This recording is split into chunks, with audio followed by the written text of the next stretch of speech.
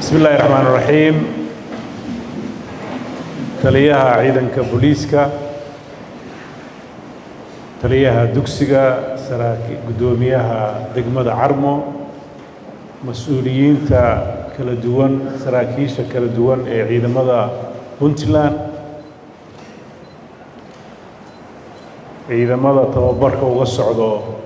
دوكسيغا توبرك عرمو دمانتين السلام عليكم ورحمة الله وبركاته. runtii sharaf weyn bay ii tahay maanta inaan inagu soo booqdo dugsiga Carmo oo runtii ay sida warbixinta hadda saraakiishu ay sheegeen ay tahay dufcad programkii hadda socday dufcaddii labaad oo ahayd kuwa ka horreysay ay ka baxeen marka laga reebo tababaradii hore oo dugsigu bixin jiray. qorshahan cusub oo la rabo in booliiska Puntland kor loogu qaado, la rabo in amniga Puntland lagu horumariyo, wuxuu sababay in qorshahan aad idinku dufcaddii labaad tihiin in dowladda Puntland ay diyaariso si loo helo ciidamo ku filan oo u tababaran ilaalinta amniga iyo ku dhaqanka sharciga inay ku ilaaliyaan dadka. dowladdu waxay ku dhisan tahay sharcigana waxaa ilaaliya ciidanka oo ugu horeeyaan ciidanka booliiska. runtii hawshaas waa howlaha qaranka iyo bulshada aan mas'uulka ka nahay ay noo igmatay. dowladda Puntland waxay ku dhisan tahay sharci, waxaa loo igmaday in ay dalka hogaamiso, ilaaliso badqabkiisa, ilaaliso deganaanshihiisa, ka shaqayso horumarkiisa, bulsho caafimaad qabta oo sharci iyo kala dambeyn ku dhisan in la abuuro. waynu garan karnaa dalka maraaxishii uu soo maray 35 sano u dambeysay marka laga tago markii xorriyadda la qaatay 30 sano ee ka horreysay oo Soomaaliya dawladdii 60kii calanka qaadatay ilaa 90kii markeeda laga sheekeyn karo maraaxil kala duwan martay, laakiin dawladnimo sugani ay jirtay. wixii dagaalkii sokeeye iyo burburkii dawladdii dhexe ee 90kii ka dambeeyay 35 sano ayaa ka soo wareegtay. 35 sano Puntland maraaxil kala duwan bay soo martay. 8 sano oo runtii ururka SDF iyo SNDU iyo USB ay maamulayeen oo dalku qalalaasay iyo dagaalo sokeeye ku jiray, iyo 27 sano u dambeeyay oo 1998 wixii ka dambeeyay oo dowladda Puntland ee maanta jirta aan halka u fadhino ee aasaasatay. runtii muddadaas 27 sano ahaa wax badan bay dadkani soo qabsadeen, horumar badan bay gaareen, nolol degan bay abuurteen, dhaqaalay abuureen, horumar badan oo marka loo fiiriyo awooddooda ayay qabsadeen. meesha maanta la soo gaaray waxay u baahan tahay meel ka sii sarreysa inay Puntland gaarto. siday u gaari lahayd waxay u baahan tahay in hay-adaha dowladda la kobciyo, awoodda sharciga oo mararka qaybtood weli ay ku furan tahay bulsho burbur ka soo doogtay oo hubku uu in badan gacantiisa dad ku jiro, oo runtii intooda badan ay xilkas yihiin oo sida dadka hubka u haystaan iyo sida ay u dhacaan faldambiyadu ay kala yar tahay. haddana mar walba dowladnimadu waxa weeye in awoodda hubku ay dowladda gacanteeda ku jirto. dowladdaasina ay tahay dowlad dadka u siman oo cadaalad ku dhaqaysa oo qof walba uu ku kalsoonaado uusan u baahan inuu awood hubeed haysto. marka waynu garan karnaa duruufaha nagu xeeran iyo maraaxisha aan marnay, laakiin maanta waxa weeye maalin ka duwan maalmahaas. labadii sano u dambeysay qorshaha dowladdu wuxuu ahaa weliba marxaladdii labaad aniga lay doortay waxaa diiradda saarnay kow inaan cirib tirno argagixisada fursadda siinaysa in dadku kala shakiyo in qabaa'ilka la isku dhufto in dadku ay hubka sii haystaan maxaa yeelay amni darray abuureen argagixisadu waxay abuureen baad waxay abuureen cabsi waxay abuureen bulshada inay iska hor keenaan waxay abuureen inay deegaano ka mida deegaanada ay fariisimo ka dhigtaan waxay khatar ku noqdeen jiritaanka puntland iyo kan soomaaliyeed iyo kan gobolka aynu la wadaagno ummadaha kaleeto arrintaas waa qodobka koowaad oo dowladda puntland ay ayaantan dambe awooddeeda iyo xooggeeda isku geynayso waad ogtihiinoo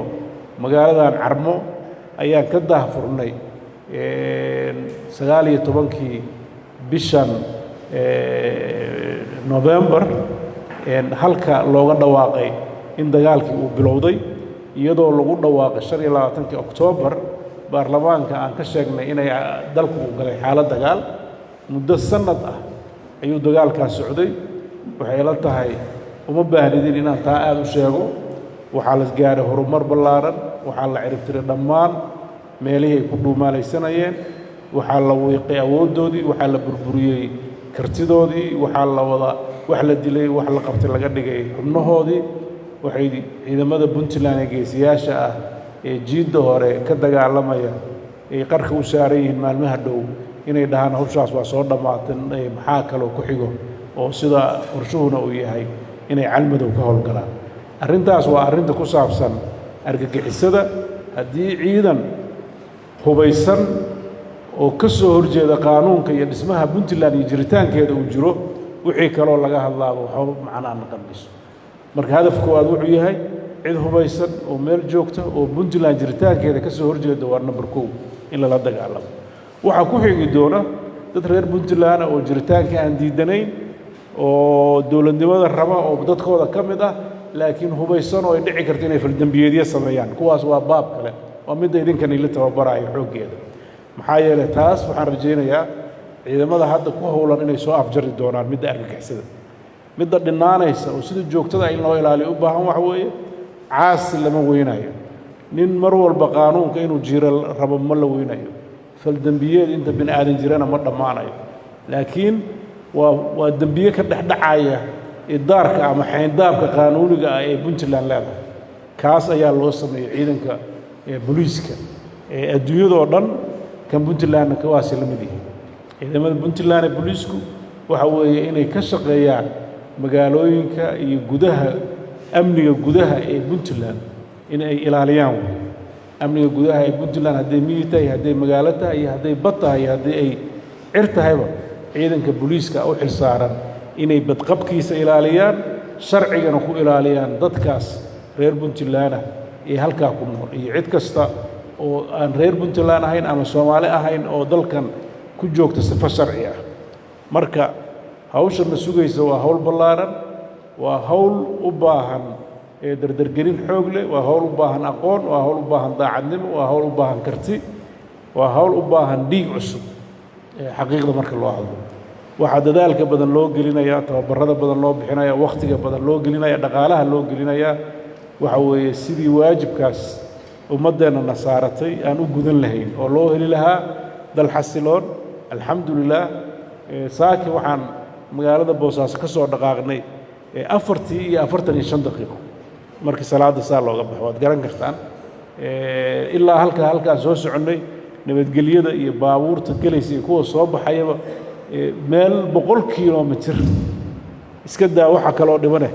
boosaas iyo carbo 100 kilomitir ku jirtaan soomaaliya meelo yar baa maanta heli kara inay 100 kilomitir nabad ku socdaan iska daa shacabkeeda madaxdeeda ay ku socdaan marka waa ilaahay nimcadiis oo in la ilaaliyaysa u baahan tahay waxaan insha allah rajaynaynaa ciidamadan dhallinyarada ah oo taliyaha dugsigu uu runtii ammaanta gaarkaa siiyey anigana ammaantiina ay soo gaartay xalay waxaan la fadhiyey saraakiishii runtii baryahan booqashada ku joogta puntland ee canada ka timid oo muddo 2 bari halkiina joogtay oo aan filayo inaad wax badan ka faa'iidaysateen wixii ay la soo kulmeen iyo waxay inaga arkeen iyo rajada weyn ay inagu qabaan runtii wax badan bay xalay iga sheegeen anigana yididiilay sii gelisay runtii maxaa yeelay dadkeenna gudaha jooga inaan isqirno ama aan is-ammaanno ama aan inaan alleela wax fiican baa socda waa wax dhici kara laakiin cid ka baxsan gudaha waddanka oo markaa kaa baxsan aqoonta aan halka ku haynana leh ajnabina aan ahayn oo Soomaali ah runtii inay intay yimaadaan qiimeyn sameeyaan wax weyn bay ugu dhigan tahay qorshaha dawladda maxaa yeelay sideedaba qorshayaashu waxa weeye qorshayaal ku dhisan qorshayaal fuli kara ku dhisan aqligal ku dhisan awood dawladeed oo la kari karo inay jirto marka waxa ay muuqata hordhaca dufcadii idinka inaga horeysay oo runtii hadda iyagana aan qardho ku sii mari doono waxaan rajaynaynaa haddii ilaahay idmo 6 bilood soo socota markii idinkuna ka baxdaan kuwaas hawl galaan isbedel muuqda inay magaalooyinka waaweyn ee Puntland ay ku dhici doonaan baan rajaynaynaa iyadoo sidoo kale ciidamada kale ee Puntland khaasatan booliiska ee hore iyo kuwa hadda shaqooyin ku jira iyagana tababaradaan uu sii socon doono maxaa yeelay wanaageedii baan aragnay tababaradu waxay noqon doonaan kuwa isdaba yaala ilaa tababarku isku ekaado iyo si dawri ah in hadba mar qolo la sii geliyo si mar walba aqoonta iyo kartidu aysan u noqon wax dhuma oo ciidamadu aysan noqon wax intuu maalin tababar ka bax meel iska fariista uusan noqon sida ummadaha kaleeto ciidanka tababarka joogtada ku jira inay idinkuna sidaas kala noqotaan runtii diilo weyn baan ka qabaa amniga Puntland inaad wax ka bedeli doontaan waxay fariin u tahay dadka caadaystay inay faldambiyada bulshada dhexdeeda ka sameeyaan inay gabdhaha faraxumeeyaan inay hooyooyinka ay maaragtay mobilada ka furtaan in ay carqaladeeyaan bulshada degan oo xasiloon inay qabaa'ilka fidna dhexgeliyaan inaan waxyaabo aan loo baahnayn oo badan oo hadda aan halka sheegi karin bulshada dhexdeeda la soo galaan waxaa dawladda Puntland ka go'an in ay dalka iyo dadkaba ka qabato cidda dheeriga ku ah oo dambiilayaasha ah ciqaabna ay mutaystaan iyagoo sharciga la horgeyn doona haddii ilaahay waad ogtihiin Puntland xabsiyo badan bay leedahay dad aad u fara badan baa ku xiran dadkaasi bulshada laga soo dhex qabtay bulshadu mar walba dad xun way ku jiri karaan laakiin markay ogaadaan in la daba joogo ama gacan adag lagu qabanayo waxaan rajaynayaa inay hoos u dhacaan sida dalalka qaarkood ay gaareen xabsiyada cid ay ku xiraanba waayeen markii ay booliis adag oo sharciga ilaalinayo oo meel walba joogo oo saacad walba soo jeeda markii la arkay bini aadamku sidiisaba maaragtay xishood wax kuma leh baqdinta ayuu adduunka ku kala joogaa saasaana runtii sunnada rabbaaniga ah saasaa mar walba qur'aanka loogu celinayo goodiga iyo waciidka iyo mar walba loogu sheegayaa in la ciqaabi doono oo bini aadamka haddaan xakamo lagu qaban cunsurka bini aadamka sidaas u samaysan yahay mar walba waxaa isku haysta oo jiidanaya maaragtay xumaanta iyo samaanta marka mar kastoo samaanta aad u sii jiididba mar kastoo insaan saalixa uu soo baxo mar kastoo aad fursad u siisid inay xumaantu sii badato inay bini aadan kastana waa saas qof kastoo fiicnaan jiray haddii aan lagu ilaalin fiicnaanta wuxuu isu bedelaya xumaan waad arkayseen dhalinyaro fara badan oo fiicneyd oo waxbaratay oo lagu soo tiiriya tacabeelay baa maanta waxay yihiin drop out khamriga iyo qaadka iyo qurunka iyo balaayada ku dhex jira tuugada noqonaya nin jecel ama waalidkiisa ay la jecel yihiin inuu tuug noqdo inuu qaatil noqdo inuu mid kastoo wax dilo maalintuu wax dilo qoomamaynaya oo isagoo dhan ishiifaya maxaa yeelay shaydaan baa ka adkaanaya marka waxaa la rabaa inaanan shaydaanka aanan u fududayn dadka sharciga inaan ku ilaalino adduunyada oo dhanna sidaasay u dhaqantaa dadka haddii fursad loo siiyo in ay dembiga siday rabaan ka yeelaan dee ummaddu maba noolaanaysa deganaanshaha dhumaya marka waxaan rabaa shaqadan aad ku jirtaan waa shaqo qaran dhinac kale marka loo firiyana waa shaqo cibaado ah oo qofku inuu aamino oo adeegsado inuu cibaado gudanayo ummaddiisa maxaa yeelay annagu dad muslimiinaynu nahay shaqo kastoo aad qabanaysid haddaadan u aaminin inaad ilaahay hortii u qabanaysid macno ay kuu yeelanaysa male maxaa yeelay juhuudda qofku uu bixinayo wax lagu qiimayn kara ma leh mushahar lagu siiyo ammaan lagu ammaano dhaqaale lagu siiyo wax ay kaa taraysa male waxa qofka wada waa damiirka waxa qofka wada waa inuu maalin dambe u fakirayaa waa inuu qofku marka rajaynaya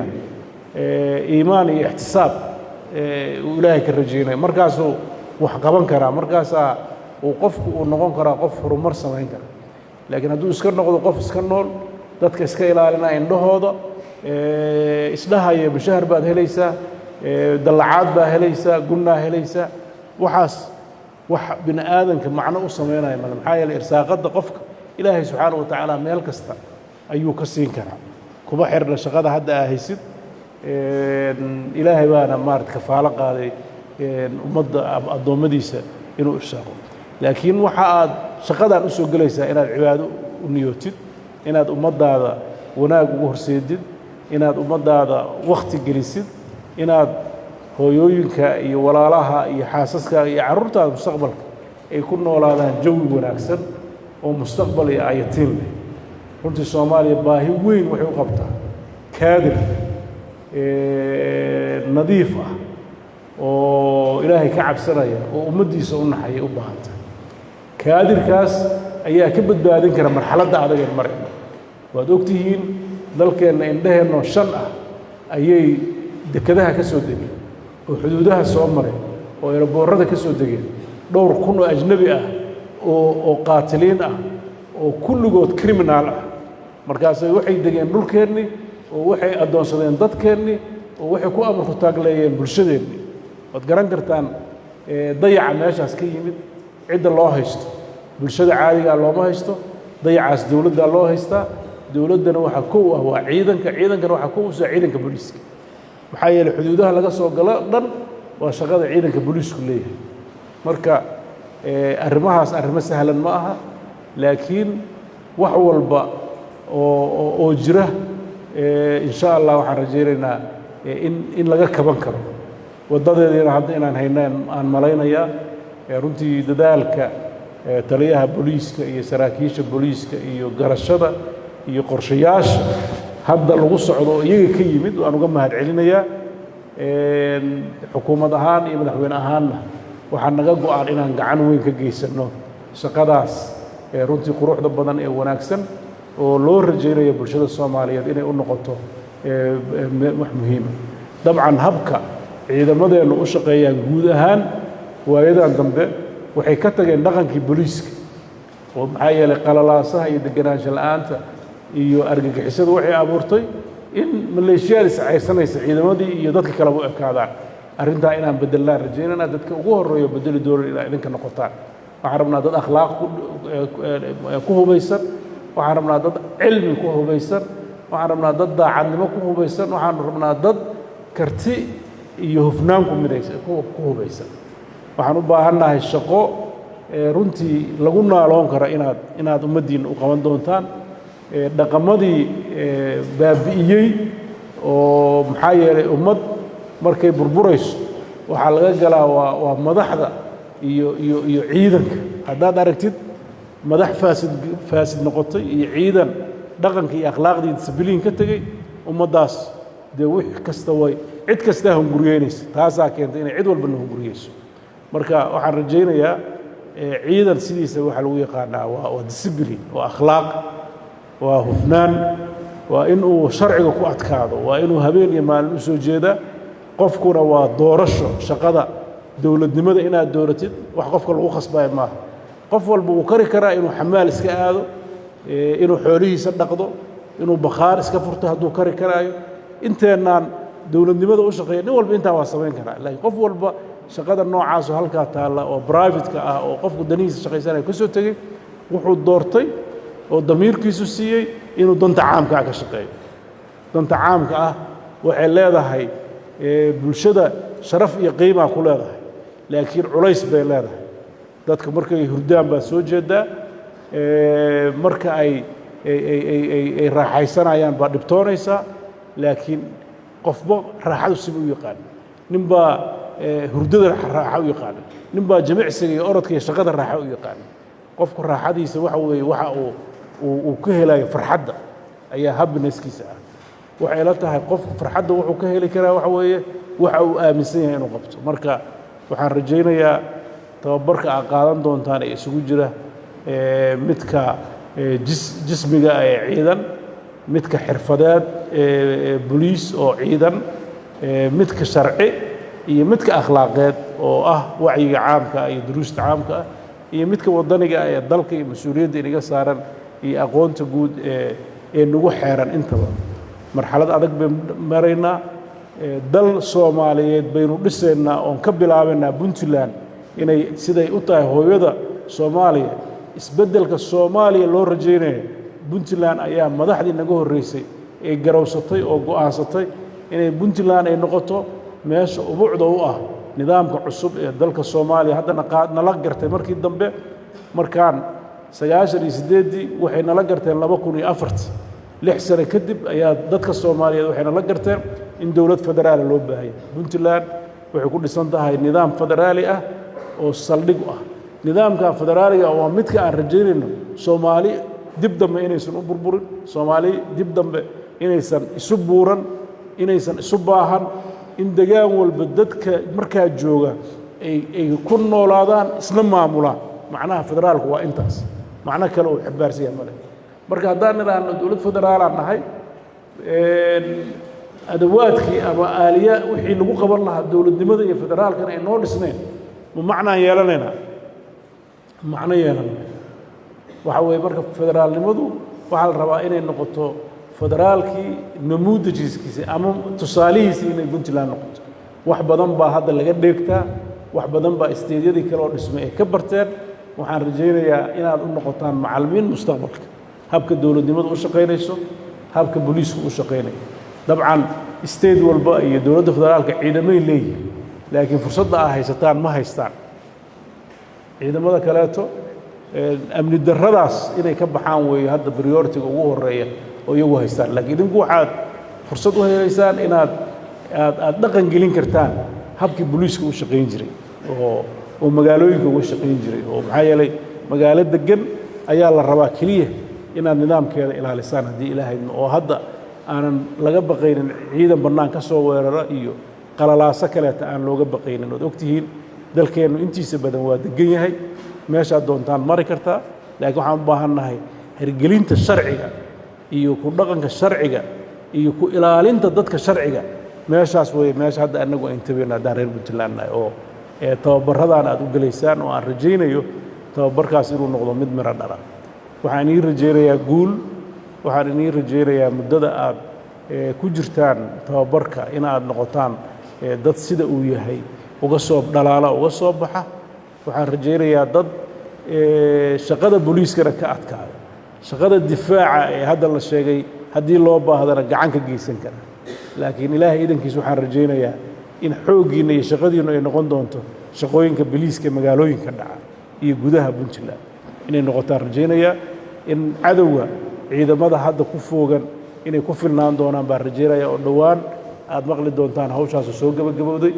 marka guul fiican baan idin rajaynayaa insha Allah inta ay fursadadna waa inii soo noqon doonaa haddii ilaahay idmo si aan u arko performance-giina iyo meesha aad gaarteen waan uga mahad celinayaa macallimiinta ajaanibta ah iyo kuwa Soomaalida ah ee runtii gacanta ku haya oo isugu jira ciidamada dugsiga iyo ciidamada BMBF oo runtii tababaro la mahadiyay waayadaan doon bixinaya wax diilo badan bayna gelisay awoodda tababarayaasheenna insha allahu tacaala waxaan rajaynaynaa in dugsigan horumarkiisa aan sii laabno qaabka ciidamadeenna aan tababarnana aan xoojinno maraaxilo kala duwan oo takhasusaad kala duwanna inaan samayn doonno haddii ilaahayno aad baan inigu mahad celinayaa waxaan rabaa inaan intaas ku soo koobo hadalkayga waad mahadsantihiin wasalaamu calaykum waraxmatullahi